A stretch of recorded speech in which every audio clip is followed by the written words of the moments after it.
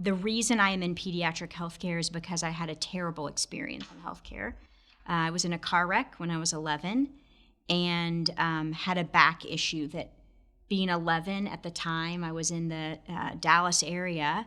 11-year-olds didn't have back issues. And I was in a car wreck, so they were like shuffling me around to wait to see if I had whiplash, all sorts of things. I had really committed parents, and they worked really hard to try to shuttle me around the medical system to find someone who could help me. At this time, I was a 6th grader. I couldn't stand longer than 30 minutes. I couldn't sit longer than 30 minutes. I was in chronic pain. And for 2 years, probably went to over 20 physicians and all sorts of alternative therapy. And it was basically told to me at the end of that, you're just going to have to learn how to live with this. And my parents were like, she can't. Like, she's not the same child. I was a very calm, quiet, introverted kid, and I'd become really mean. And my mom's like, she can't live like this. And so a friend had called my mom and said, there's a physician who helped my husband with his back issue. You should go see him. And I remember thinking, like, we have come to the end of our rope. It was in a bad part of town. We used to go sit in the exam room, and it was before we had pets in healthcare, like therapy dogs. The door opens and these 2 Sheltie dogs run in, and I'm like, you've got to be kidding me. Like, dogs? Like, we are cat people. What are the dogs doing in here? I'm like, who is the guy that's going to walk in here? And I will never forget, I wrote my college entrance essay on this interaction. He walked in, he sat down, and he talked to me. And it was the first time ever in 2 years that anyone in healthcare had talked to me first. And I thought, oh, like, there's hope. And he helped figure out what was wrong and said, we're going to do these invasive tests. You're going to have to go through all these classes, and I think you're going to need surgery.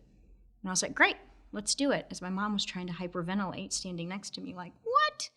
She's 12. She can't make these decisions. But I knew I couldn't live like that. And for me, what was the most profound thing about that is he was not a pediatric surgeon, but he knew how to talk to me.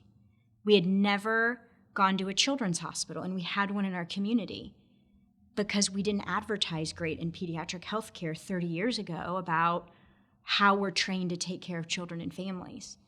And I knew from that moment I wanted to do something in healthcare to make it easier for families that were not like mine. Because my parents were committed and were running all over Dallas trying to help me. And a lot of families can't do that, or don't know how to do that, or are afraid of the medical system.